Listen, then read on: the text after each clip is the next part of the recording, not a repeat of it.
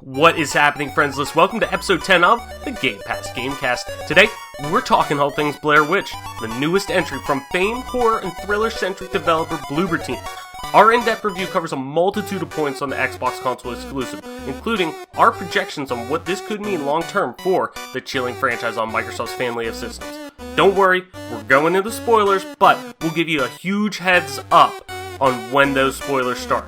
And when they end, too. So, make sure you check the description to know when you feel safe to listen to the rest of the show. Plus, we have some exciting news regarding the next project in the Resident Evil universe, and when you'll be able to get your first glimpse of it. So, enough small talk, let's get to it. Now the fun begins.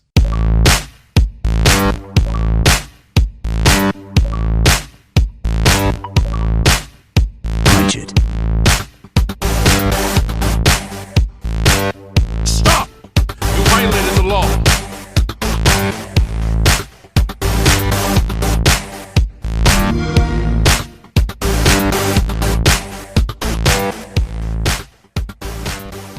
What is good, everyone? Welcome to another episode of the Gamecast. I'm your host, Travis White, aka Travis, on most internet platforms. And as always, I am joined by my two illustrious co-hosts, Adam Marshy Marsh and Mike Toy Soldier P-Pack. Adam, what's good? What's going on? And what have you been playing? Doing pretty well, Travis. Lately, I've been playing Pathologic 2 on the PC. There you go. You loving it still? Absolutely. I think I'm on day 8 or 9. I like binge played it this weekend. I was going to say, because this is the first time you've really been able to sink some time into it. Yeah. There was one, when I first bought the game, I played it for like 4 in-game days. I got to day 4, and then I died like 3 times. Mm-hmm. And that turned me off of it for a while. Jump cut to today, and now I'm into like day 9 out of 11 in the game.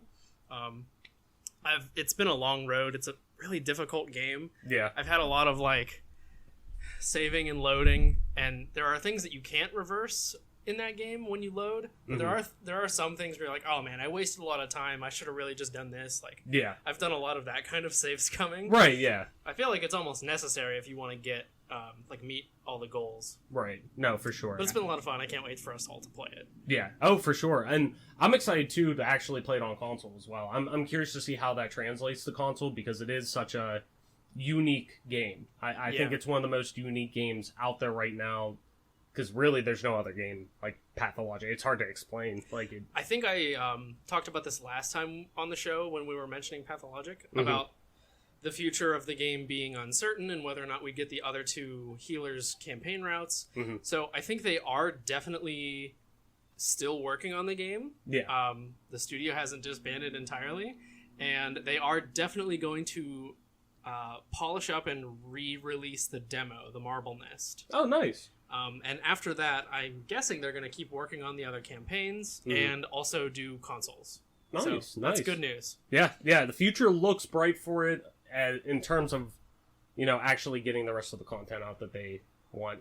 Just like you were saying, though, hopefully more people support it. And hell, like we talked about before on our first episode that we did with this, that it's coming to Game Pass. And that statistically on every game service available, when a game like that gets on there, it does well. And it helps it, just because it gets in front of more people.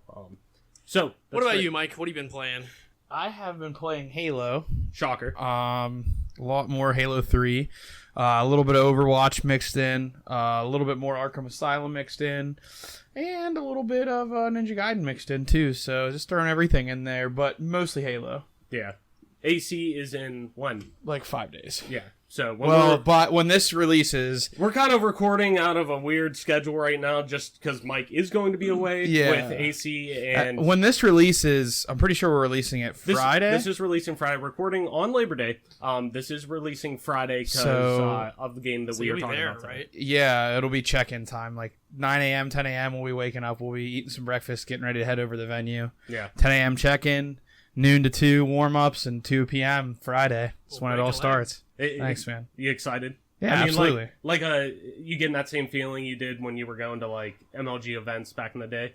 Not as excited, just because it's more of like this trip for sure is more of like a business trip to me. Like, I really want to perform well. Yeah. So I won't get like the butterflies until I get there, get in the venue, and start Right. seeing everything. But and then it's it'll just be like, it's a different excited. yeah, absolutely. It's the same feeling of love that you have for Yeah. going to do something like this, but Yeah. I can imagine now being a little bit older and having all that experience from before under your belt, Yeah. going into now what you guys feel like you have a good team. Yeah, absolutely. I mean, you feel like you can make some noise. You guys made some noise at DreamHack. Yeah. And we're on the potential to, Yeah, do we were pretty well. close.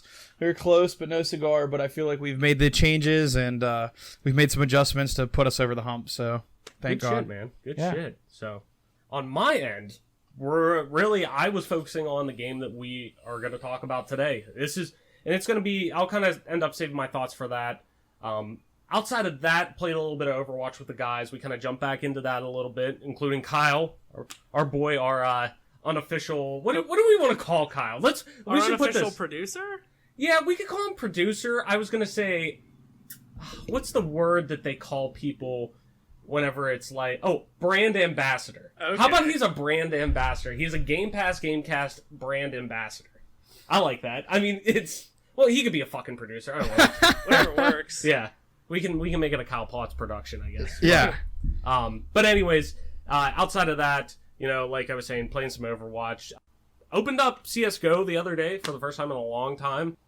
It's one of those things that I open it up and I'm like, fuck, I really do want to play this, but I'm going to play like shit because my aim is so off. Same with like Siege and stuff like that. It's like, I got to play that for like 3 days straight to at least start to like get the muscle memory back a little bit. Because it is like riding a bike once you start doing it again, but that initial like jumping back in is tough. But anyways, outside of that, I've been playing the game we're going to talk about today.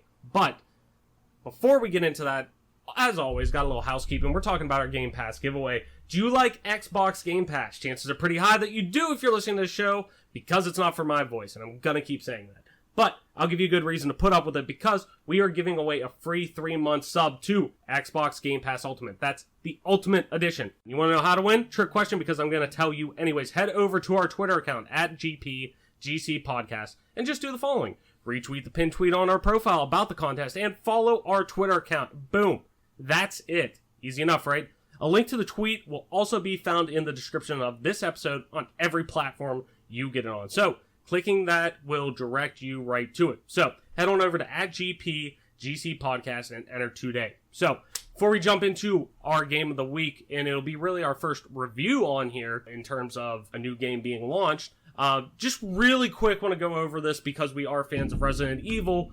Some news. Capcom will show a new Resident Evil game ahead of the Tokyo Game Show 2019. This comes via Polygon by Nicole Carpenter. I will also leave, as always, the link to this article in the description. Go over there and give Nicole a click on that, a view. So, Capcom will reveal a new Resident Evil project called Project Resistance ahead of the Tokyo Game Show 2019 on September 9th. The game is expected on PlayStation 4, Windows PC, and Xbox One, according to Capcom's Project Resistance teaser website, which will also be linked as well. The trailer will be revealed on the Capcom YouTube page at 8 a.m. Pacific on September 9th. And while information on the project is limited, though, some images of the game have been leaked online since the initial announcement of this. The announcement of the announcement, I guess.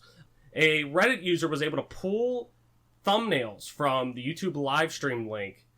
They must have already pre-uploaded the video, I'm guessing. So, and it looks to be like it's going to be a multiplayer game that gives me like Left 4 Dead vibes. It's really cool. If you can, definitely click on the link, like I said, to Nicole's article. It has the pictures in there. It gives me a like a 90s, like late 90s, early 2000s, like slasher, even zombie movie vibe. It's very like cringy, like aesthetic, but it looks awesome. It looks very much like a Left 4 Dead, like Outbreak. I never actually got to play Outbreak. It was on like PS2, I think.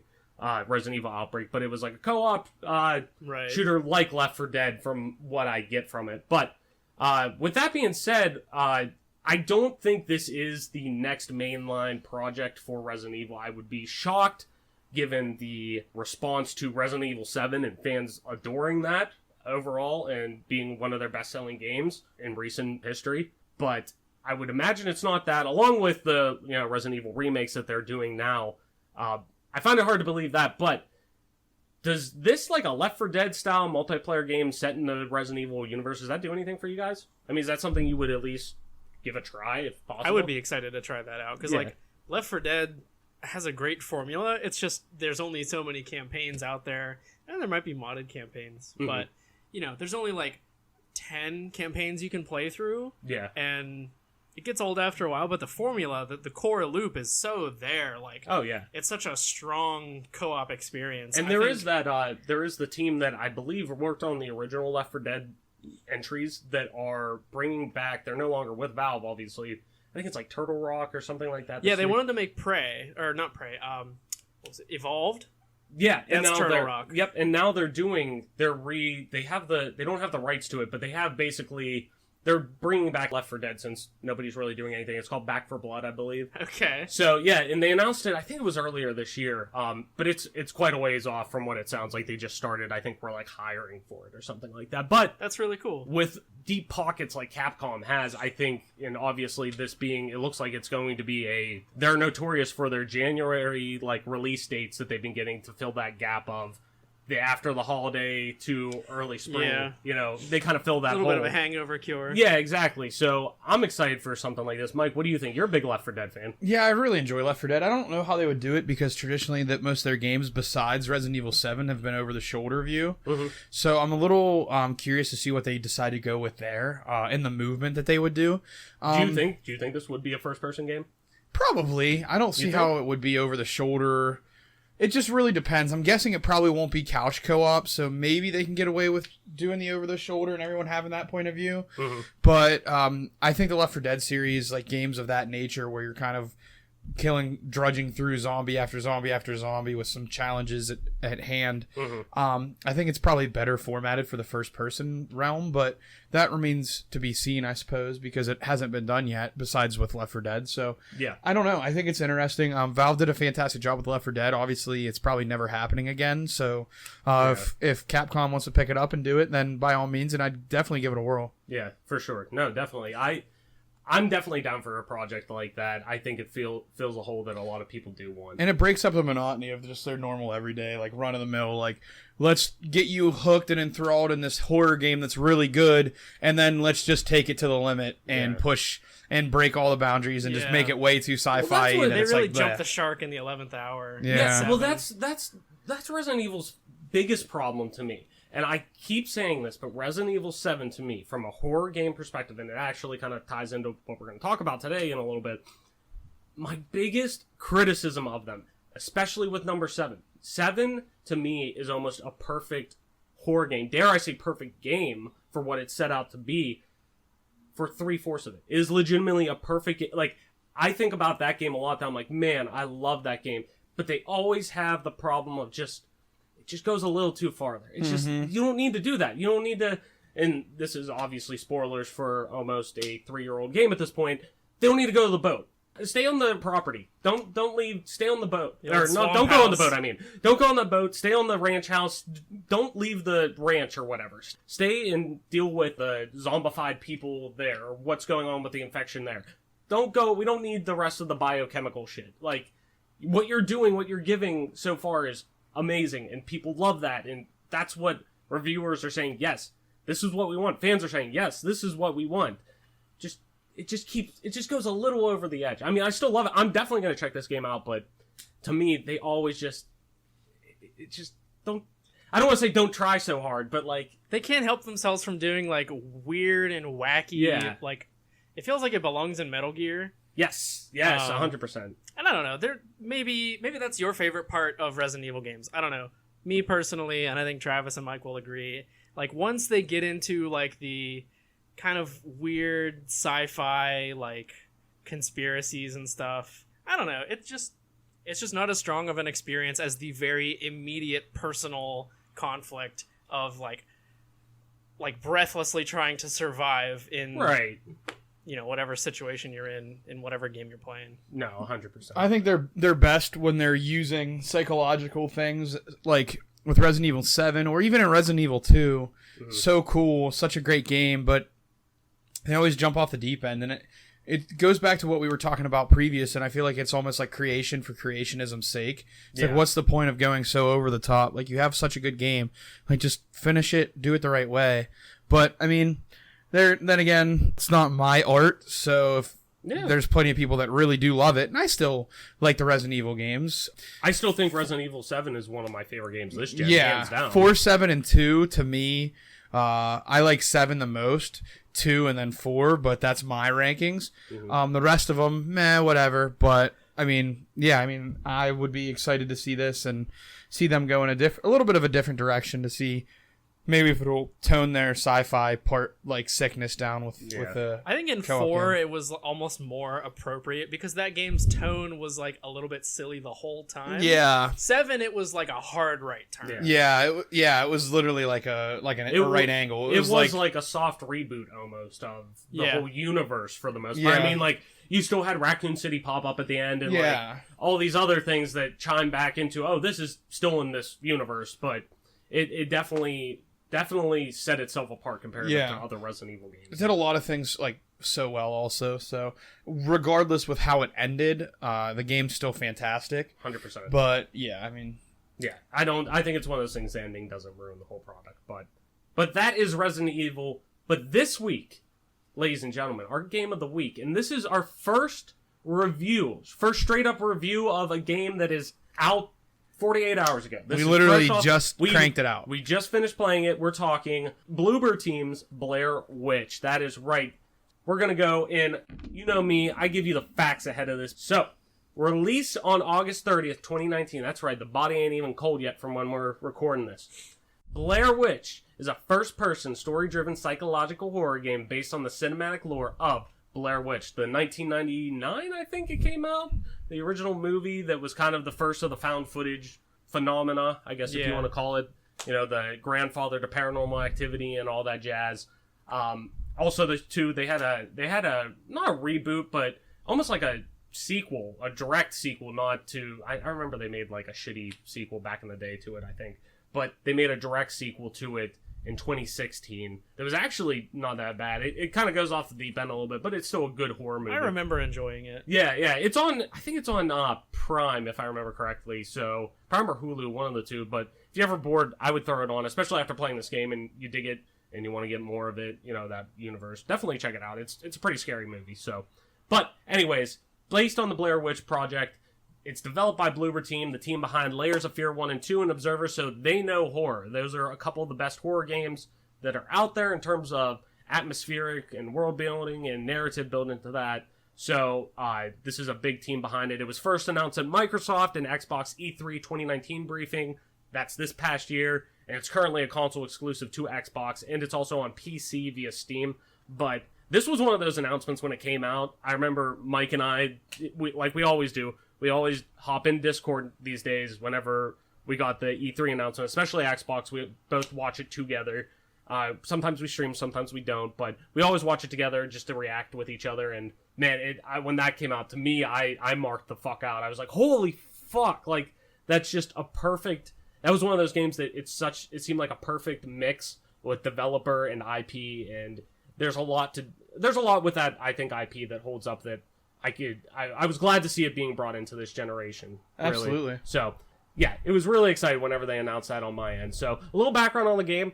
It's the year 1996. A young boy disappears into the Black Hills Forest near Burkittsville, Maryland. As Ellis, a former police officer with a troubled past, you and your trusty companion, Bullet the dog, join in the search. What starts as an ordinary investigation soon turns into endless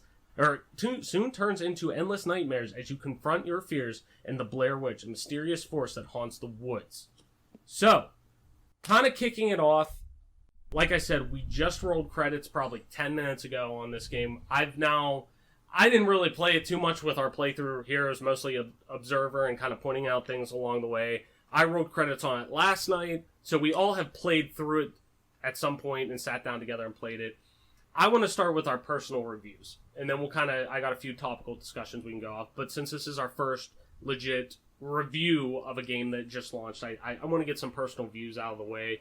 Let's start with the cons. I want to throw cons out first. What's some things about this game that really kind of rubbed you the wrong way? Adam, why don't you start? So, I played for like the first half of our session here today. Mm-hmm. And it went about, what, 4 hours, I want to say? Yeah, I think so. It was like about 4 hours at the most, I think. Yeah. And there were just some parts in the beginning for me that were a little bit like, I felt like I had no direction. Mm-hmm. Now, it's entirely possible that that was part of the game's like vision. Like, they want to give you this feeling of being lost and not knowing what to do because, like, you're just out in the woods. You're, like, looking for this kid, looking for clues. You might get a little bit aimless from time to time. For me personally, though, I like a game to move at a nice clip. I like to feel like I'm making progress. So progression is key. I think that really is in games these days. I did get lost a couple of times, and I'm thinking, like, all right, I feel like I'm grasping at straws here. Like, what's the next thing? Where do I need to go? Mm-hmm. A couple of times that happened, and it really was just... there was nothing. I just had to know that, you had to go this way. Yeah. A couple of other times, though, I realized, I missed something, and I should have known. Like, I had all the pieces, and I just didn't know how to put them together yet. Mm-hmm. So not a complete con on that front, but there are a couple places, and throughout the game I noticed, too, where it's like, wait, what am I supposed to do here? Like, right. Just, like, shoving puzzle pieces together, waiting to see what fits. Yeah, kind of throwing shit against the wall, see what sticks. Mike, what about you, man? It's a little buggy. There's some movement issues for me. That's like one of the biggest, like the worst parts of it. I can kind of piggyback on Adam's like aimlessness thing. I suppose like if you're sitting there and you're trying to get it done in one playthrough like we were, it's a situation where it's extra frustrating. But if you take your time, you could easily turn that into from a con to a pro. Mm-hmm. If you're looking for immersion, you're looking to have a headset on, lights off in a dark basement, and you're looking to really get into it, it would definitely be a pro. But for this sitting, that was a bit of a con for me. Some other things that were kind of cons, just like the flow to the game, as Adam says. But I'm afraid like if they gave you too many pointers, the game would probably be over in like 2 hours. 2.5 maybe. Yeah. So I get that like they can't just spoon feed you, and I can enjoy that type of game, but sometimes the environment's just kind of clunky, weird to follow, kind of hard to just like get a grasp of. There's some weird story plot elements to it that kind of can be a hindrance to the whole progression from time to time, but I mean, those are the cons for me, but I'm a little more harsh of a critic than most probably when it comes to certain things, and just the game mechanics and clunkiness for it for me is a little bit of a turnoff. So no, definitely that the collision issues that are probably the biggest, like you, for me, right? Especially, and I think we're trying to stay spoiler free for the most part. We're gonna at least in my thoughts are. For our discussion, we're gonna keep it spoiler free for like 95% of it. Okay. And we'll get to a part where I'll mark it in. I'll put a timestamp into the code. Sure. And whenever we're putting out the video, when I get to that point too, I'll put that out. I'll make a warning ahead of time, and I'll say move to this point in the recording. But we'll do like 5 minutes of like plot spoilers that. Kind of things with the plot that we like, dislike, things like that. So some the movement clunkiness is like specifically towards the end of the game is brutal. The rest of it isn't too bad. Yeah, the rest of it's not too bad. But once you got into close knit quarters, it became quite the issue. And that's all I'll say about it going forward. For sure. I had a lot of issues on my end with, like Adam was saying, it doesn't hold your hand. Which can be a good thing. You look at Breath of the Wild, that's a game that straight up does not hold your hand, but the environment around you is designed so well that you just have to interact with it, and you can see easily what you're supposed to do. The environment talks for you without saying any words, that helps lead you to your next point. I thought at times this game had some of those issues, but at the same time too, like Mike kind of brought up with that, it could be turned into a positive if you're looking for immersion, you're looking for... I mean, that's what the movie is based on. It's based on the fear of being lost in the woods. It's the fear of, it's getting dark, and we're kind of still out here. We're not going to make it back in time. Where's the map? Oh, we don't have the map? Like, it's based on that fear that a lot of people have. And if you have that fear, this is really going to scratch an itch for you whenever you're, playing a game like this. But... if you don't, it may not as much. For me, when I played this game, I played it a specific way that I got more out of it for the style I played at, where here we played it as a group in a setting where it's kind of light out and it's, we don't have headphones on each. I was the opposite. I played it in my room I tried to make it dark as possible because that's how I am. But granted, the only time I could play it is like during the day on a Saturday. So try to make it as dark as possible. Put headphones on. Try to really immerse yourself. Right. Yeah, in it. and that's how I like to play horror games. And I got a lot out of it. We did that with Amnesia though. The one person Dude, playing went down to my basement and into the game room. We we turned off all the lights. It's like 11 o'clock at night. We started this. All the lights off, got that little stereo system that I had, surround sound system, plugged that in. Yeah. And we just we all piled onto my couch and we played it until like 3 in the morning. Yeah, if you do it right, you can do it well. And I think that for our personal reviews, that's why I was trying to stick to like concrete things that weren't changed by mood or setting, like it being light out, it being 95 degrees in this apartment, maybe even 100. Right. And like I'm trying to remove all that other bullshit out of it to give you like a straight up honest review. Yeah. And I think all three of us really did with the cons thus far. I think we've done a good job just keeping it like to where emotions and attitude are out of it. Like we're just giving you the facts. Yeah. Now this may be a personal thing on my end. And that just may be how I interpret this stuff. And this is not spoilers. This is very upfront in the like first fourth of the game. Like it is not hidden very well. And correct me if I'm wrong. I can always cut this out in post. But the PTSD shit that they bring up with him, I think that's cheap a little bit. Like, and that's just me with horror games. Yeah, there's very little like for a horror game of this stature. There is like little to no character development before they start piling that on you. They really pile it on it. Like something that's concerning to me. Like maybe have him look at his watch or have him look in his wallet and see a military. Give me some sort of inkling that he was a soldier. Because for the first half of the game, when he's having PTSD flashbacks, that's the only inkling you get where you start to put it together. Like, oh, he was a soldier and fought in foreign war, which they tie it up well at the end, but at the beginning, it throws you for a loop because you're like, why? Right. No, for sure. So that's kind of our cons. Like I said, the controls were a little stiff. We had some collision issues, things like that. I'm going to say this. You're at least probably thinking right now, these guys don't like the game. I like the game. I didn't think it was a bad game. Right. I 100% didn't think it was a bad game because I have a lot of positives to say about it. So I think we can switch into positives now. Yeah. On my end, I said this before in last week's episode. I kind of touched on it real quick. I thought the length of this game was perfect. I thought it didn't granted, our circumstances when our second playthrough, my second playthrough, if you want to call it. The game wasn't too long. No, but I'm saying, like, it did feel long this time that we played it just because I think the environmental circumstances around it's hot. We're like, okay, like... There were some parts that maybe felt like for you they were dragging. Right, exactly. So, but my playthrough, I started it Saturday. I started around maybe like noon. I stopped playing around 4 o'clock, but I also like did laundry during that and whatnot. I got something to eat, and I'm notorious, like I've said before, for leaving the controller sit there and the game on, and like, so it's hard to get a good time on it. It took me maybe about, even today, our playthrough, when we played right through it, 4 hours. Mm-hmm. I think any more than that, it would start to overstay its welcome. But that's, to me, in terms of horror games, the big thing they have to do is scary. So after a while, if you keep doing that for like 8 hours, it loses its luster. And then at that point, it's like, okay, well, this motherfucker's just going to jump out and scare me. Like, like that was like Amnesia. Like we got to the point where you learned the cycles at which the enemies would attack you, and it was like right after you would complete checkpoints. Like you would complete an objective, and a bad guy would spawn. And like after a while, it just gets kind of like, meh, okay, like I know I'm going to complete this, and there's going to be a monster. And got to the point where like we were like throwing barrels at monsters' heads and then like running and hiding, and they would just lose the track of you. The actual terror was taken out of the situation. Yeah, no, 100%. So I think that's really a really good length for it. I think that hits that sweet spot of it doesn't overstay its welcome, and it's able to tell its story in a bite-sized thing. You could play it. We played it in one sitting. I mean, it's in and out. We're done. No more than 4 hours. Right. So I think on that end, it's perfect.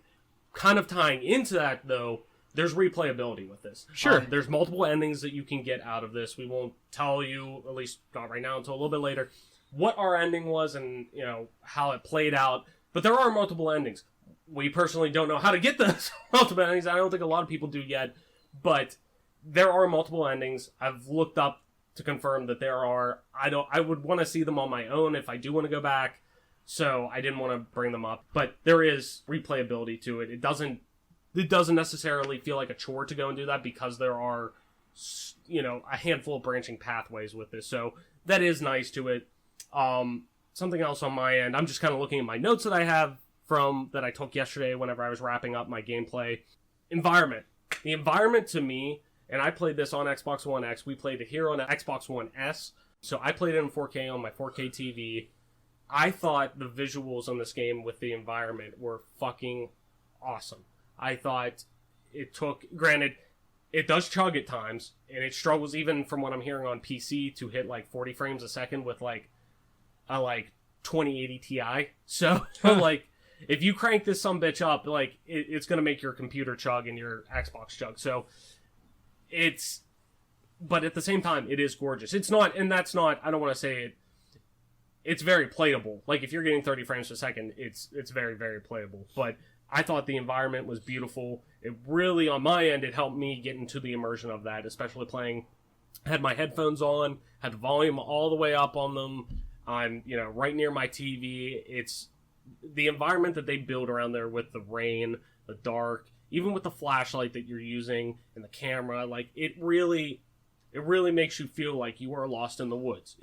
That's what it tries to hinge on, and I think it completes that. What do you guys think? At least in terms of, Mike, I know you were kind of saying some things about, like, the environment, and sometimes you get stuck in it, and you kind of walk around. What are you thinking on? Do you think it does its job in terms of what it's trying to get you to do? I think, like, in a vacuum, if I'm sitting there and I'm giving you, like, good, bad, ugly parts of this game, I think that the environment that it creates with the woods is very good. I think that it does a really good job setting, like, theme setting, kind of having you drawn into this situation and getting you immersed in it, like, with full immersion there.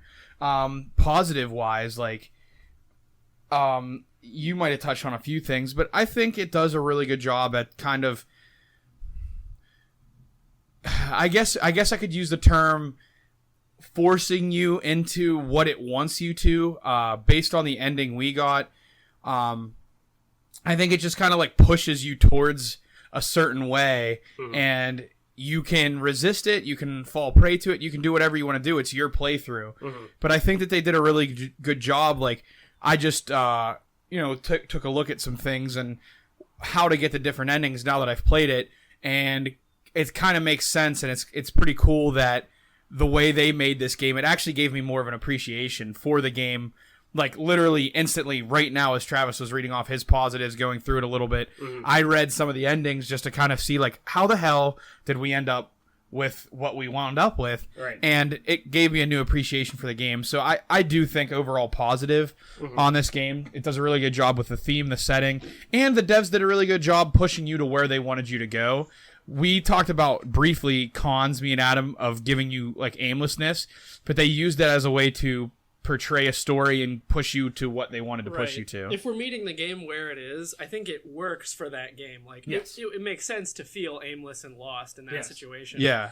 I guess to, like, kind of spin this as a positive, some of the non-Euclidean space where, like, you would walk in one direction without ever turning and wrap back around to where you started. Yeah. I think that happens a lot. Yeah. That's how it feels to get lost in the woods. Well, yeah. And they made it, like, so legit. Like Adam said, they kind of clutter, and this is not a negative thing. That might have came off as negative, but when you look right to left, you don't even realize it when you're playing through the game. But you're on a pretty narrow path everywhere you go. There's not much latitude left and right. Yes. So when you're going longitude ways, like, which is constantly, you're always going forward, right? Adam put it, like, I don't even know how they would have created the map, because it's not like any other game you would have played where it would make sense. It does a really good job. Like, even someone who's very aware of their surroundings, like me, when I play games, I can memorize maps really fast. It still did such a phenomenal job at pushing me around in circles. And I'm like, wait a minute. And then even at one point, Adam's playing, I'm like, wait, try to get some bearings on some, like, some landmarks so you can kind of figure out, like, which way is which. And they just did such a good job at looping you in circles that they would confuse you anyway. I think they, like, load in different areas as you're looking at it or not looking at it. And But the map's like super narrow. Like you are on a little path.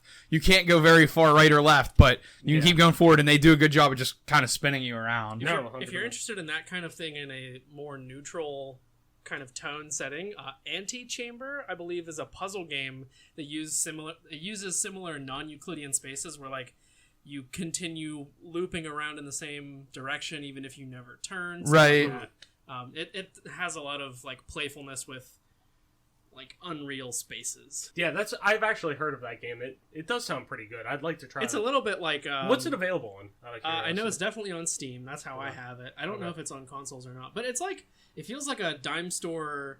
It feels kind of like an indie Portal almost. Like you do get like a science weapon that you solve puzzles with, and it kind of has that like very clean white aesthetic. Yeah. Like sheer plastic white. So I don't know. I would check it out. Yeah, I'll have to. But kind of piggybacking off of what you were saying in a way, I want to talk about the mechanics of this game. I put the mechanics, to me, I chalk up the mechanics of this game as a positive. I think the use of the camera is really unique. That's something I personally have not seen in a game before. Yeah. One of my biggest fears with this game, and it wouldn't be bad, but it would just be predictable, I guess. When the gameplay was first shown for this game, I was worried that it would be very Alan Wake. And that's not bad, because Alan Wake is a great game. And even, hell, look at Remedy now putting out Control, getting rave reviews. Yeah. I was afraid that it would just be, you fight the monsters with the flashlight, boom, that's it. It's much more than that. I really like the inclusion of the camera. I don't want to necessarily touch on that yet, what you can do with it, but it's really unique. I think just pay attention to what you're doing with the camera when you play through it. The cameras are really cool. And it's important. It's a really cool item to have on you whenever you are in the game. Like, I think that is one of the biggest, on my end, one of the biggest positives of this game, right. The mechanics of that. It's unique. Do you guys remember the camera in Outlast being more than just, like, a glorified flashlight? It was, like, the only thing... Well, you needed to use it to progress through the story mode. Okay. In Outlast. Like, you had to film certain things to be able to, move on, remember? Yeah. And it had the night vision mode, so...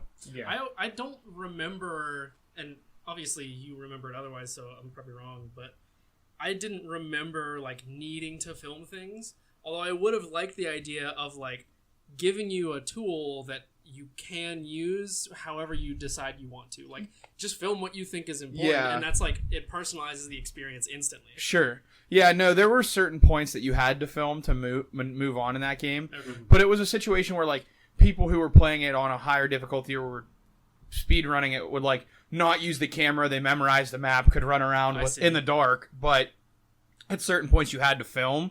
But it was things that, like, you probably would have filmed anyway, right? Yeah. But, yeah, I get what you're saying, and that kind of, like, that feeling with Blair Witch, like, you pretty much you could technically film the whole time, I guess, because there's no battery. Yeah. Which, like, when we get to the spoilers at the end, you know, I'll fill you out. I'm going to talk with the guys here and see if they want to know some things about the game in general, but, you know, we'll talk about that later on. But you can definitely use the camera for a lot more than what the devs put on you with this game.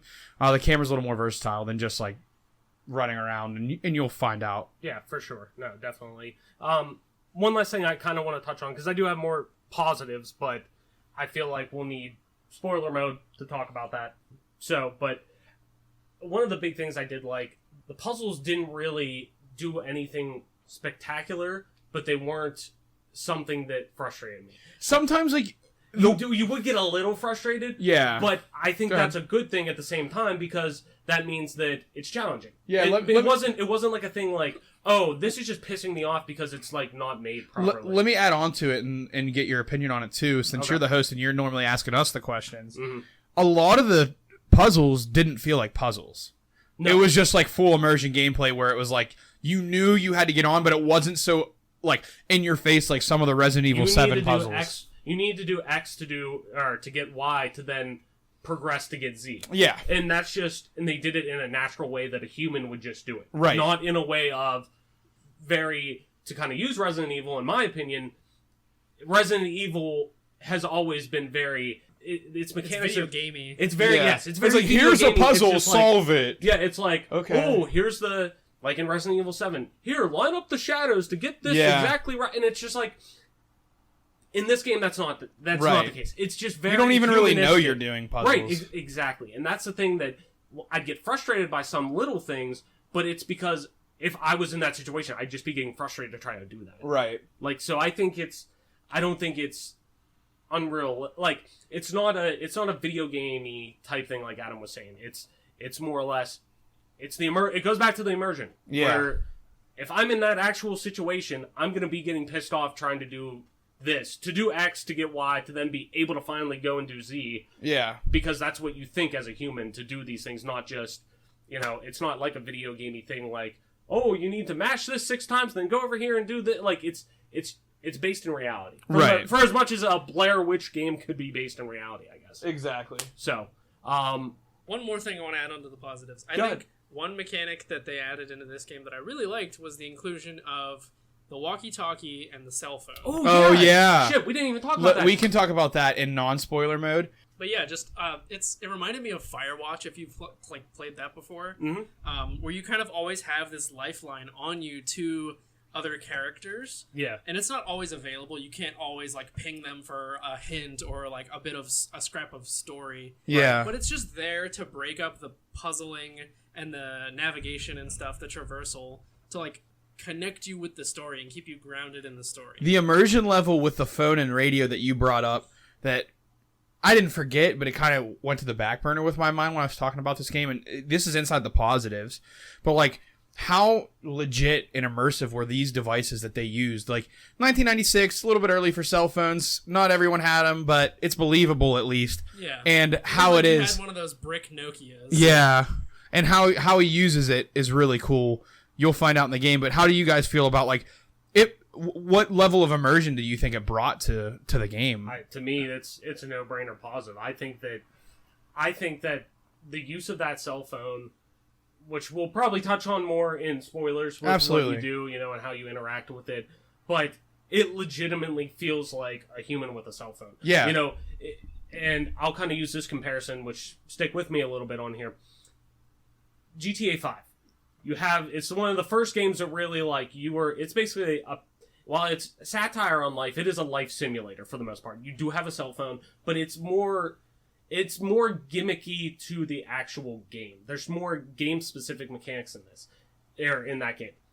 In Blair Witch, the phone that you have is just a legitimate normal person's cell phone. It is, you're getting texts from this person, you're getting calls from this person, there's games on the cell phone that you could play. Yeah, they have like Snake and Space Invaders and Right. little 1-bit Like, tiny. Yeah, like full-fledged games of those. Like, that I didn't even realize until we played today, and Adam's messing around looking through the phone, and there it is. And it feels literally, it's based in reality, and there's no satire with it. It's legitimately, you're dropped in 1996, and granted, I don't know if necessarily that specific style Nokia is true to that time, because I was fucking 3 years old. It feels close enough. But it's close enough, yeah. It's good enough for that time period that it's how somebody would interact with that phone.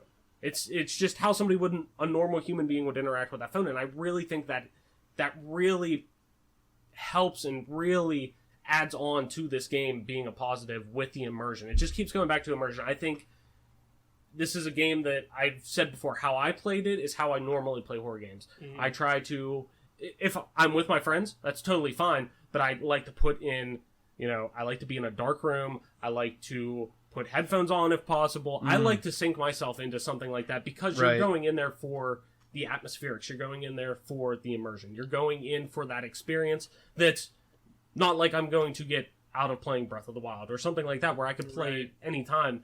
You need those extra things to not enjoy the game, but it adds so much comparative to any other genre. Right. So, but yeah. Why don't we talk about the dog? So The doggo.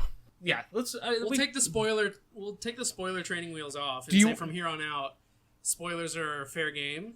Yeah, because there's a couple topical questions that I have that I want to kind of bring to you guys, but I think most of them we'd have to touch on spoilers to some degree. Absolutely. So I want to be safe, because I want people to go and experience this, but if you're like us and did play it this weekend, like I'm sure a lot of people with Game Pass or something did, you might want to hear they want to someone's have some opinions. discussion on it. Yeah. Yeah, absolutely. So from here on out, until I say so, I'll put timestamps in. I'll put it at the beginning. I'll have recording at the beginning of the show that I'll say when exactly we're going into spoilers. I'll give you a 5-second buffer on each side, and I'll have that in description. Everything you will know when spoilers start and spoilers end.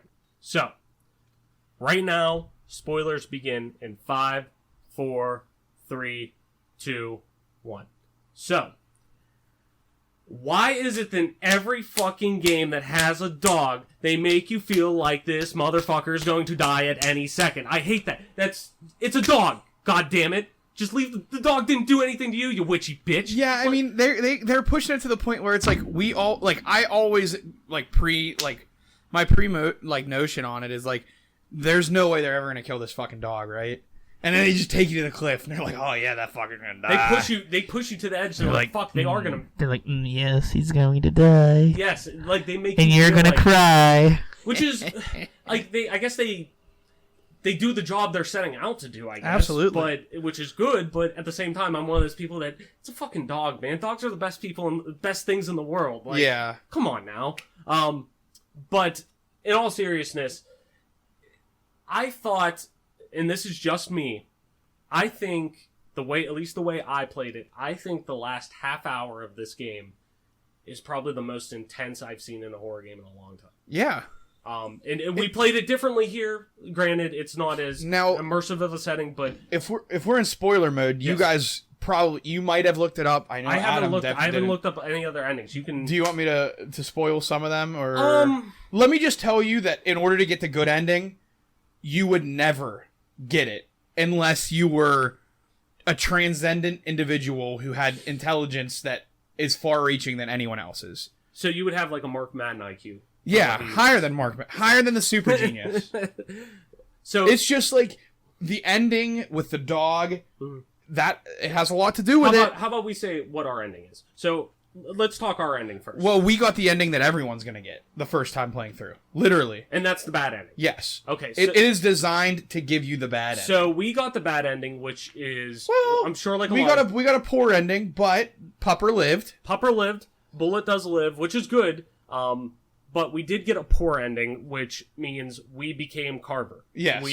We start the cycle all over again. We don't end the cycle. Which I said when I started to, when it started to give me those flavors. You can ask Travis, you can ask Adam. As soon as it started happening, I said, I swear to God, if I turn to the fucking bad guy, I hate this fucking game and I'm nuking it. You said, I swear to God, if I am the bad guy, if I'm the one doing all of this, and I said, I think what you were thinking, Mike, was, oh, did it turn out retroactively that I was the one Yeah. doing bad shit all along? no, Sure, and right. no, at least my perspective from what this game, what the ending made me That believe, wasn't the- it that wasn't wasn't the the case. You just become, you You give turn in. it. You don't into- break the cycle. You don't break the cycle, you Because kill the good guy. ending is break the cycle. Right, so that's our ending. How do you break the cycle? Because I am curious. Do you want to know?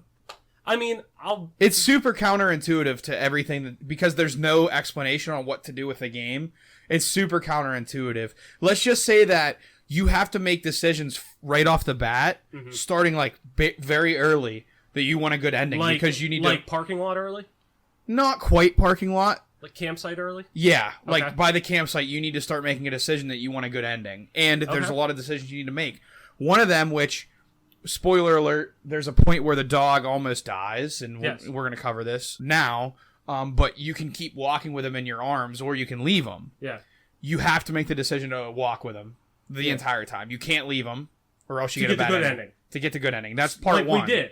Yeah. Which we did. That's one part of it, but it's like a six-legged. It's like a six-legged beast to get the good ending, and you would be shocked. And when you read it or when you try it, because you're never gonna get it unless you know what to do. Okay. But it's crazy. So this may be one of those things that you just go on YouTube and look at the endings. yeah, Or would I you- mean, would you I suggest- googled how to do it, so I'm gonna go home and I'll try it to Yeah. do it. And now that you know what to do, it shouldn't take you that long. No, you should be able to do it one try through to get the good ending. You just have to pay attention, and you need to be careful. And there's no difficulty in the game. There's no difficulty changes. Yeah, there's no But to get to sliders. good ending, it's a lot harder. Okay. It's super counterintuitive. Like, let me emphasize how counterintuitive it is to get to good ending. Actually, you know what? I have I have one thought, and let me ask you this, and you just tell me if it plays into it. Mm-hmm. Does it involve not destroying any of the totems? That's part of it. Okay. That's one I had part. A feeling. I had a different stab in the dark to make. Go ahead. Does it involve not attacking any of the enemies? Yeah. I mean, I can confirm how you interact with the enemies does make a difference. Okay. Yeah. Okay. I mean, basically, it told you that, like, instead of fighting with the flashlight and killing them, you have to make the decision to have your camera up in night vision mode to sneak past them. Because you don't really learn about that possibility until later on. That's why I was saying that the game devs push you to the bad ending. Yeah. Because how the fuck am I supposed to know I'm fighting these things because my dog's mad? The totems, I'm smashing them because my dog hates them. Yeah. So yeah, it's a little tough. And I knew there would have to be multiple endings because I'm an achievement junkie. I'm a trophy junkie on PlayStation. Like, not to the extent of, oh my god, I want to get... I like to try to get as many as possible. Sure. Like, I just like... It gives me... It checks that... Or it scratches that itch of... Kind of like the MMORPG itch of you have all the quests line up and you just see the boxes start getting checked. And it is cool to, like, be like, oh, when I go to pick up, you know... I stopped playing a game at one point. Like, I kind of got off the wagon with Sekiro. At least when I go back in, I can look at my achievement list and have an idea of what I'm supposed to be doing next. Yeah. And it kind of refreshes me. But I just like doing the achievements. Looking at the achievements when I got done, I was like, okay, like, looking at it, there's one, find out what happens to the pizza guy or make the pizza guy or whatever it is, like, something like that. Make him... find out what happens to him or piss him off or something like that. And I'm like, I didn't even fucking see it. Pizza, like... Yeah. So I'm like... In Blair Witch, like, in order to get to good ending, they go super... Like, when I say counterintuitive, they go against the grain on current gen games. Okay. With, like, some of the collectibles and things of that nature. It's tough to get the good ending based on, like, playing games in 2019, everything you want to do because that's what games have built up for you, you basically have to go against it. Gotcha. Interesting. So now I really want to kind of find out about it. I don't want to necessarily bring it up because I want to talk about our experiences that we had with the game. Yeah. But no, that's good to know because I am very much interested in finding out how to do this. You could still go and play it with the spoilers I gave you and probably end up with a bad ending. Because there's more than just straight up good and bad, right? There's a good, there's a bad, there's the dog situation, and then there's a secret ending. So there's two endings, but the good ending is so hard to get. The 4 alignments: good, bad, dog, and secret. You could play the game. All of life is in order. You could play the game through like 6 times and still end up with a bad ending every time. Jesus Christ. I mean, that's not a bad thing because to me, I'm looking at that and I'm thinking like, okay, wouldn't that be like how life is in general? Right. Like, you're pushed in such a one direction. This is kind of, I guess, philosophical in a way, but that to me plays into the immersion again that, like you're saying, okay, the devs may be pushing you in that way, but you're just naturally reacting like probably any human would. Exactly. If your dog's freaking out about something, your dog's getting attacked, you're going to go there and try to save your dog. If you're a person who has a close relationship with your dog. Use the flashlight to look around, and that's when you start attacking the enemies. So it's like, it's all just normal shit that you would expect. Yeah. Like, of course you would want to do that. But now that you're saying, you know, to not use the flashlight and different things like that, it makes sense because, as we talked about the tapes, kind of chiming on that, I'll circle back to that in a second. The one that Carver leaves for you says the light. So you're doing, like, use the light, that makes them afraid of you. That makes sense then. Carver's pushing you to become right. him. So that's really good. The secret ending, you have to go into the bunker. That's right, because you don't get to go back there after you don't. get... But see, in my playthrough, I opened the bunker. Did you? I opened Yeah, the but bunker. you also have to do other things. See, I opened the bunker, went in, like, saw what was in there. There wasn't anything, at least at that time, and I was like, oh, okay, whatever. Like, yeah. I was just thinking there was, like, collectible or something in there. Like, which there was, I think. But outside of that, there wasn't anything, like... But there, now that I'm thinking about it, thinking out loud, there is something in there that you were able to manipulate that I didn't have another thing that I needed to get to Yeah, it was like a so radio. that's how you get the secret ending, is to get into the bunker and do some things. In there. Interesting. Okay. I fuck with that, man. That's No, like, this is what I'm saying. Like, this is why I got more of an appreciation for the game. that does make me appreciate it 10 times more. Do you and just I'm want me to already tell you almost- how else to get the good ending? I feel like some of this is a microcosm of the tapes mechanic itself. Yeah, Like, Adam, the whole game, chime in on the tapes. or maybe macrocosm, because to understand what you need to do to the enemies, you have to know something that isn't introduced until much later. Right. And to do the thing with the bunker, you can't progress past the point where there's no return before looking in there, because you get the combination around the same time that you're about to move past the point of no return. Yeah. True. Yeah. So it's almost like, just like with the tapes, you have to look ahead and then rewind things back so that you can complete them. Yeah. And with the good ending, you, like, I'm just going to give you the full good ending in case you want to try it. That's fine. So this way you don't have to go look up the ending on YouTube. You can actually go home and do it, because it's not that long of a game. You can't pick up any of the totems either. Or not smash the totems, I mean any of the figurines. If you pick up the figurines, that's pushing you towards... So you can't interact with them at all. Yeah, like, you can't pick them up. If you pick up the figurines that are carved into, like, wood... Like, this is what I'm saying, like, who would ever think to not pick that up? You would think... Especially dumb me looking Yeah. at the achievements like, oh, okay, well, there's an achievement for getting all the figurines. There's an achievement for getting all the totems. There's an achievement for getting all the dog tags, psychiatric- probably. Yeah, all the dog tags, all the psychiatric notes. Now, Yep. do you have to pick up the dog tags? That has nothing to do with that. So that's completely separate. Mm-hmm. Now, do you even go down that rabbit hole if you touch the dog tags? I don't... Like, if you go for the good ending, do you even, like, does it even go down the PTSD route? I'm not sure. Okay, so you I don't just know know about more or that. less how to get to that end. Yeah, so you Okay. you don't leave Bullet behind in the final chapter. Okay. Do not pick up carved figurines during the last chapter. Do not follow the witch's order. That means not killing the sheriff.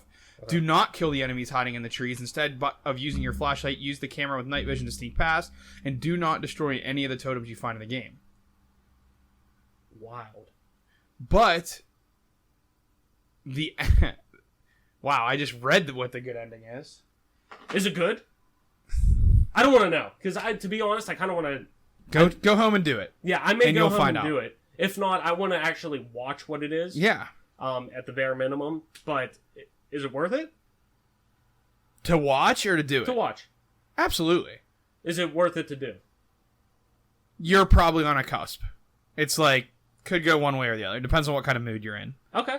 If you're in like I feel like running through it again, absolutely. If you're like, I'm never gonna play this game again, probably not. Well, yeah, I think that was with a lot of games that Yeah. have something like this, but Just interesting though. It gives me another level of appreciation for the game though. yeah, I mean there's a lot. The more I talk, it's one of these games that when I came in today for us to do a recording and play the game together, I thought I was definitely going to be one way. And it was a positive way. Like I have a lot of positives to say about it. Me too. But I also thought that I'd be like, I also am very like, it is what it is. It's a good, and I'll get into this kind of when I give my final wrap up. But to me, it's a good foundation Yes. for more to come, hopefully. But I put it in between between Outlast 1 and Outlast 2. This does such a better job. Like Outlast 2, my biggest problem with Outlast 2 was it was too long.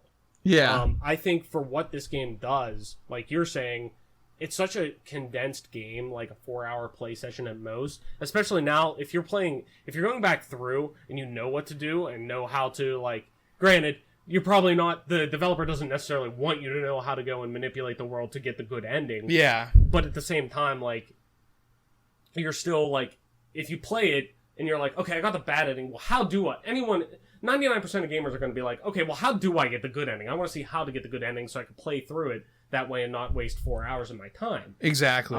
So, to me, that really, really, really plays into my positive on the replayability. Like, it gives you a worth that it definitely seems like it's a much drastic difference in terms of the way you, like you said, you tackle the game, you look at the game, the perspective you have when you're playing through on the game. Right. So it really does. I like that, and it's a game that now we keep talking about it.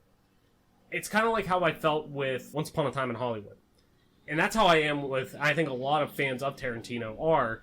they love his movies eventually, but the more discussion you have around, the more you like it. The more times you watch it, the more times you play it, the more times you like it. I think you just like enjoy things about Tarantino movies that are like the first time you watch the movie you might not catch, but like if you watch it twice or a third time, you're like, but holy crap. Even like this playthrough, I noticed there were a few things I noticed that we did different. Yeah. That doesn't necessarily play into the ending. Yeah. But that I didn't even know were there. Like, and I didn't say anything because I'm like, I don't want to, necessarily bring that up and sway you to do one thing or another. Right. But I think the way that they did handle that was really good.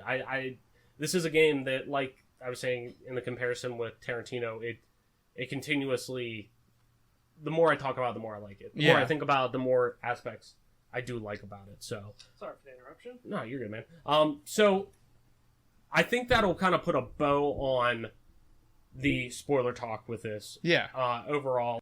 So I think that's going to put a bow on the spoiler talk for us. So we are now leaving spoilers in 5, 4, 3, 2, 1. Dom dies. Jesus. In Gears of War 3, Dominic Santiago dies. Jesus Christ. Wow, that's... How do you like that spoiler? That's also very, I think... What? That came out, what, 2011? Yeah. Yeah, so like 8 years old. We're getting close to the 10-year mark. I still didn't, like, I remember... That's the wound that doesn't heal, man. I remember, like, I hadn't finished playing through it, and I looked up a YouTube video for Gears 3, and people were just spamming Dom dies everywhere.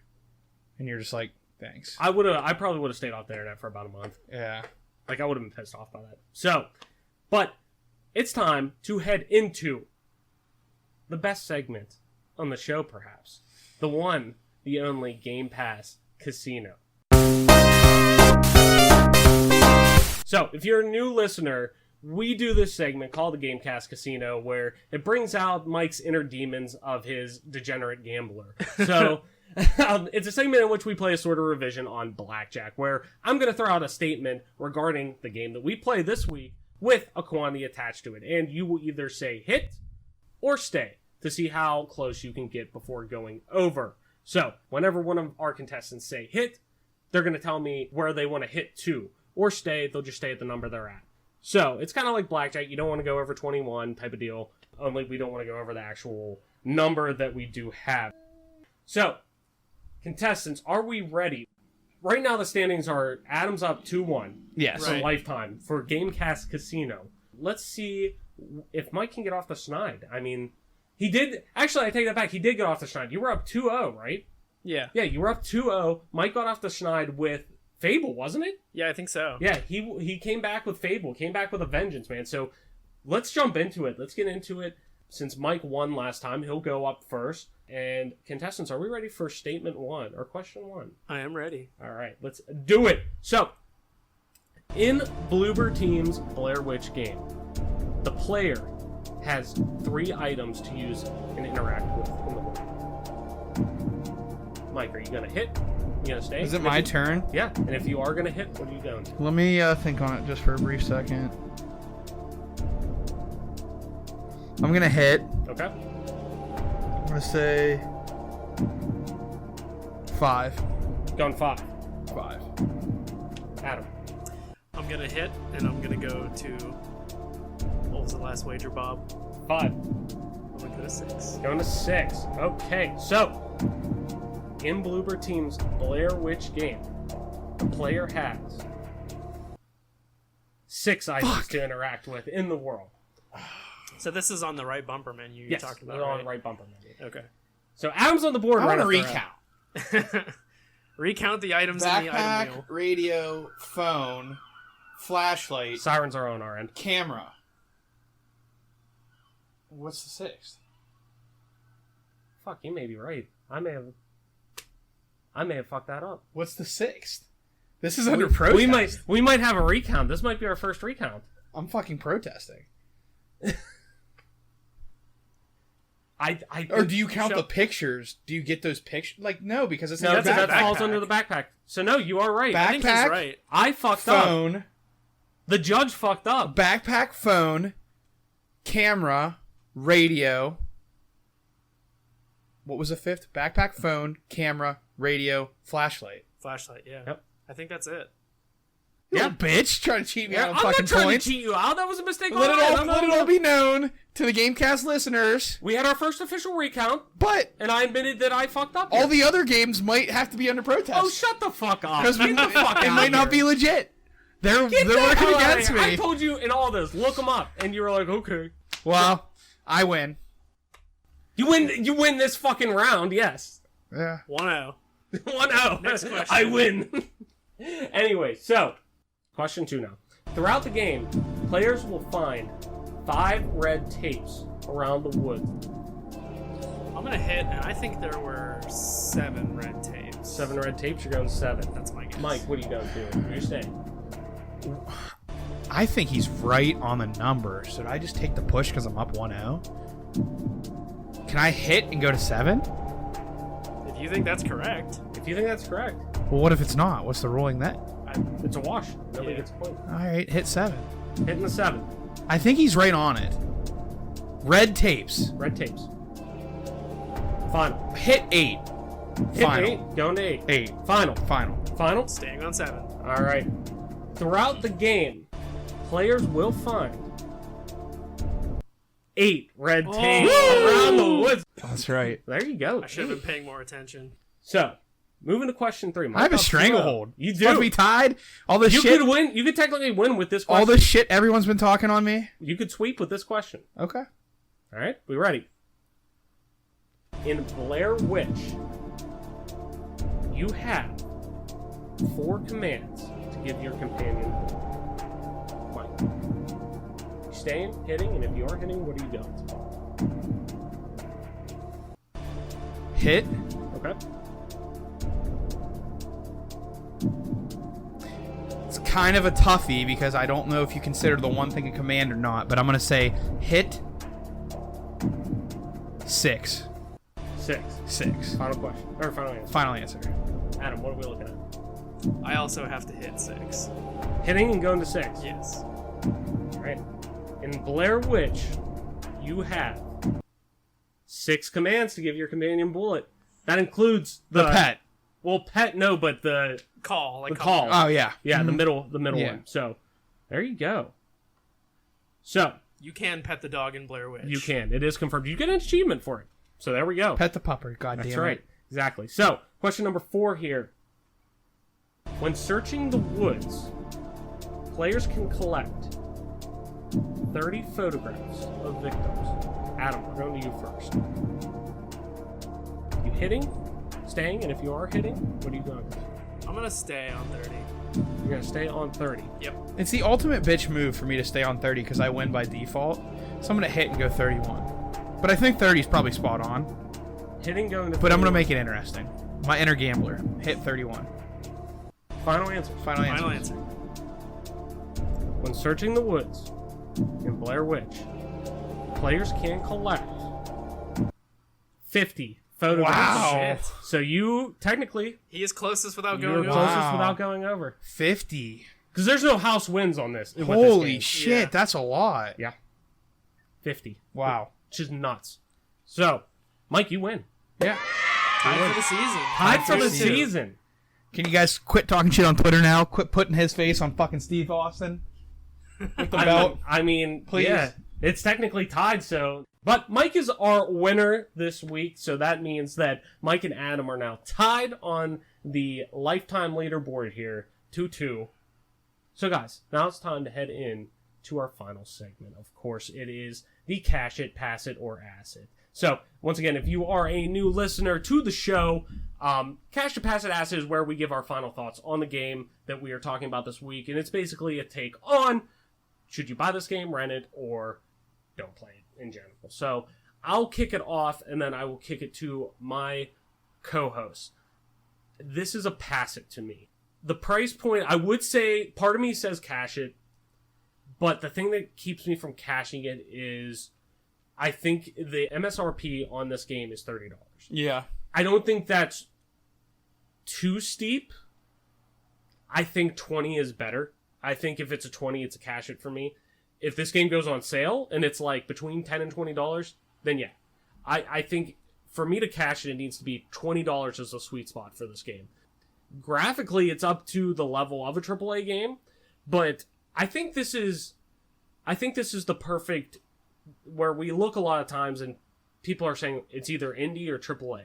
Really, I mean, anymore you're either either an indie game or you're a AAA game. And while this technically is an indie game because it's not a Microsoft-owned studio, and Bloober isn't. It's hard because this game doesn't have a lot of info on it. It doesn't have a lot of development info behind it, as in it just kind of popped up. Like, it really came out of nowhere. What, 2 months ago, a little over 2 months ago, in June, whenever it was first announced. But outside of that, there's not a lot of info on it.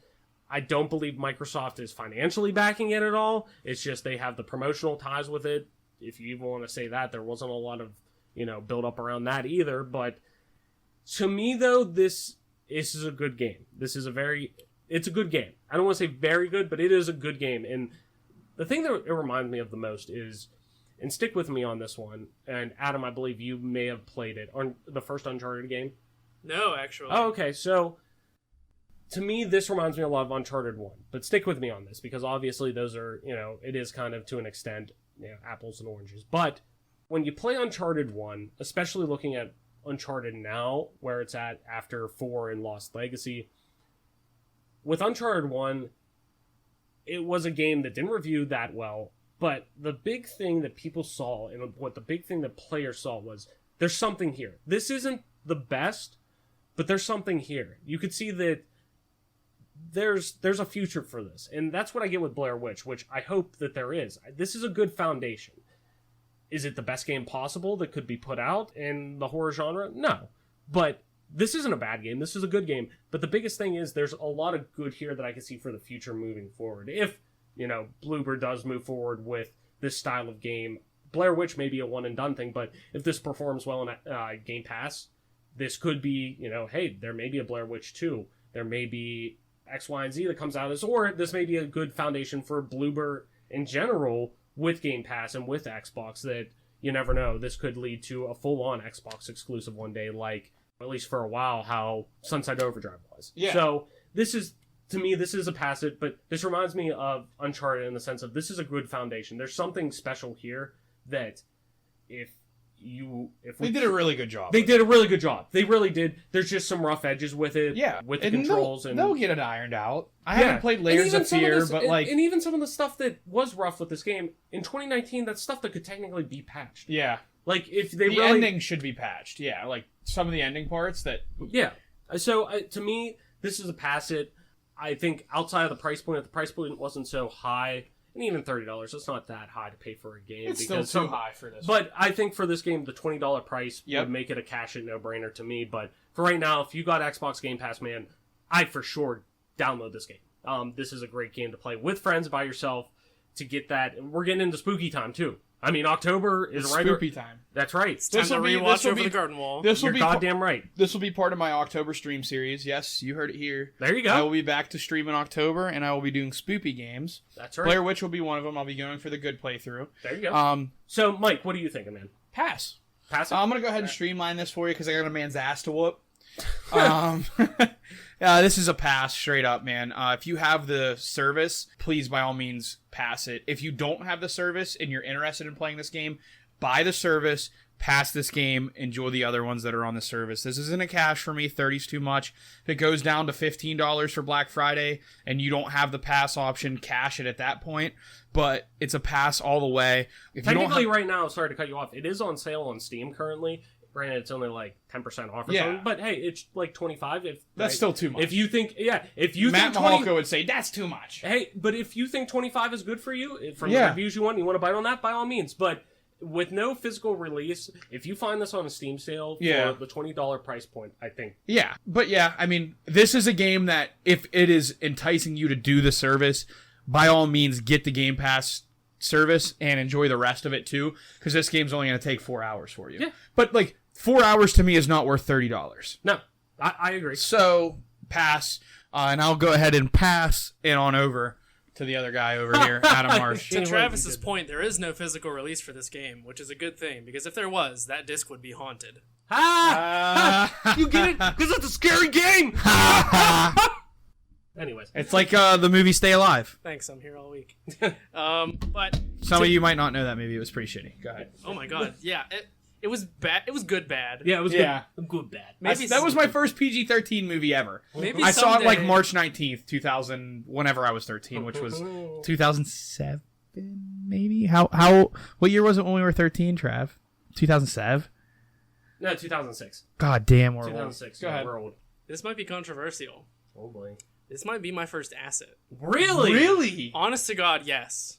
Okay, This is I a wanna hear game. it. Now, I was teetering because I don't dislike the game, honestly. I think it's pretty decent. I had a good time playing while we played. Do you feel like your time was wasted? I don't feel like my time was wasted. And it's so all much. seriousness. If it is, tell us by all means.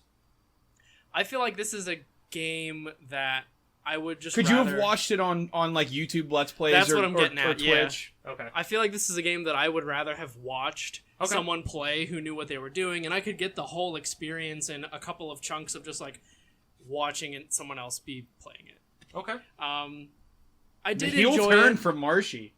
This is put it on the record books. This is my first asset. Hey, that's fair, man.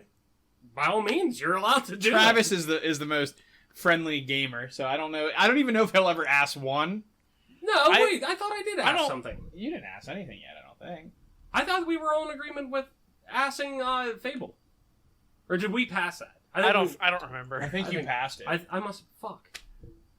But I am Maybe also. I am the most friendly gamer. God damn it. I think I might also be up there too. We're Like, finding things out, boys. every time I think about Episode asking 11. a game, I just think 10, of sorry. the developers crying, and I'm like, no, it's okay. It's a good Yeah, game. exactly. Like I'm like you. There's a human behind making this game. Like, but at the same time, if you don't like a game, Yeah. you can It's ask. just- it. So You still appreciate it, in a but- vacuum, in a situation where you can get the content via watching, you're watching it. But what about like in a situation where that isn't an option for you? If I already had the pass, I would totally play this game. Okay. But this game isn't going to bring me onto Game Pass. Okay. There's other games Okay. that are going to That's do that fair. for me. And having played it once, I can So it's not a safely hard say- ass. Like a hard ass to me. I just realized what I did there. If you're being a hard ass tonight, Yeah. We'll just throw that on You the would- soundboard as well. That's you fine. would never, ever, ever fire this game up again. Yeah. Not a hard ass, a soft ass. It's a soft ass. Like a for soft, me. like 300-pound ass, or are we talking like 230 eats a little bit too much ice cream? You could have a I feel soft ass personally without being- victimized by that. What the fuck? You Fuck you! Not to get into too much anatomy, but you can have a soft ass without weighing a lot. I really Anyways, like this conversation. Why am I suddenly? What's going on down there? Jesus What's Christ. going on, guys? Just three guys hanging out. Dudes Just being guys being dudes. just guys being dudes, man. Anyways, go ahead, Adam. So yeah, like having played it, I'm happy that I didn't buy it because I don't think I would have really been satisfied Sure. for what it costs. This wouldn't bring me onto Game Pass. Okay. And I don't know if I would play it again now that you've explained some of the spoilers and stuff. I would probably look at it and I would enjoy it. But You were never a guy who was gonna play to get a different ending, like Correct. replay the whole thing to get a different ending. yes, Let's preface the whole conversation with Adam's never the type of dude that's gonna fire it up just to get looking you- to get a different ending. not you- this game at least. and we've been friends for a long time. But are you like a horror guy? Do you play horror games like on your own, or is it like, hey, all of us are going to go, let's play the scary game? I don't know because I have played horror games by myself before and on stream. I don't know Okay. if you guys ever watched me play Lost in Vivo, but I Yeah, couldn't. yeah. I couldn't stick with that game, so maybe I'm just not a horror guy. I don't know. Which is cool. It's kind of like I'm not a horror movie guy. Yeah. I like horror games, but I think don't really might- like horror movies. I think we might be the Venn diagram where like you like some of it, but you don't like all of it. Where I'm like all of it. I like all of Yeah. it. And I'm a Adam, horror. Adam, like, do you even like horror movies? I don't really like horror movies, but I will say I am a big stan for Amnesia: The Dark Descent. Yeah. So that's like an exception if I have a rule about horror games. Well, there's outliers for everything. See, Yeah. this is where like, this is where we could get into like an hour-long discussion on what do you consider a horror game? True. Because like Amnesia, you could almost argue is like just a creepy game with a really good story. Yeah, maybe. You could argue that Resident Evil is a horror game, even though it's more of like a survival horror with a horror Yeah. is more divorced from the typical. What makes a game horror? Yeah, yeah, it could go on questions forever. of genre, but like in general, I think I do tend to shy away from like what you would commonly point at and call a horror game. Mm-hmm. It's not really my favorite thing. Like I like this game better than Colot, for example. Yeah. but I Oh, think for it sure. shares a lot of the same kind of like Now I might be like opposite of you. maybe. The ending to Kolot kind of sucked, but I really liked the like it was the setting, it was the music. I thought Cola made I thought they made a beautiful Sean Bean's game. narration. It was beautiful. Fuck, I forgot about that. It was honestly beautiful, and I really did enjoy Colot. So, but I can see why other people You didn't. want to enjoy know it so another much. horror game that Sean Bean narrates? Civilization 6, because life is a nightmare. Jesus Christ. That poor bastard. He gets the shaft in everything that he is in. Trevelyan, Ned Got, Stark. yeah. He is that man. He gets paid to be killed. James changed the timers to 2.5 minutes. James Bond changed the timers to 2.5 minutes That's in true. GoldenEye. Yeah. I mean, And Trevelyan at the end says, "I'll give you 5 minutes, the same 5 you gave me, James." And Natalia's like, "What does that mean?" And he's like, "We have 2.5 minutes." Yeah. so, but yeah, so it's gonna be an ass for you, man. It's going to be my first ass. Put it on the board, and you can put it on the board. Exactly. Pin the ass on the... ass. Pin the He tail gets on the ass. owned in the Pin game. tail on the ass, I guess. He gets absolutely dominated in the Gamecast casino. I'm and just salty asked it. about it. I want to ask this game. Yeah, he's only mad about the Gamecast casino. That's the only reason why he's Rebel. asking it. There we have it, folks. The first ass from Adam. I guess I have yet to have an ass. Cut that. He's got- been he- standing no. standing this whole time. We can't cut that. It's got to get in because he's got Bobby Hill or Hank Hill ass. True. Just I one have little no C. ass. I have no ass. Just little C's. Jesus Christ. All right, before we get off the rails too much, let's just put a bow on it. Adam, where can people find you? You can find me on Twitter at AC_Marshy. Tweet to me about your favorite games, your least favorite games. Talk to him about Pathologic 2, please, for the love of Please. Christ. Just tweet at me about Pathologic and how it's like... I'm the most- tired of getting the 3 a.m. text. Have you played yet? No, but go ahead, Mike. Where can people find you, man? There's one way to stop the texts, Travis. Play the damn game. Play the fucking game. At Toy Soldier, TOYSXLDIER on the tweets. LL Toy Soldier LL on Xbox Live. And MP_Toy Soldier on Twitch. And for the love of God, play Pathologic 2 for Adam. Please. And Please. And as always, I'm your host, Travis White, aka Travelus, on most internet platforms. You can find me on Twitter at Travelus_, that's TRAVLESS_. You can also find me on twitch.tv/Travelus_, same spelling as Twitter. And you can find me on Xbox Live, just regular Travis, TRAVLESS, no underscore this time. With that being said, ladies and gentlemen, thank you so much for listening. Thank you so much for watching on YouTube, the non-video version of it. Sure, why not? But thank you for being a part of this growing community. Thank you for sharing all that jazz. More importantly, keep gaming, and we will see you next week. Later.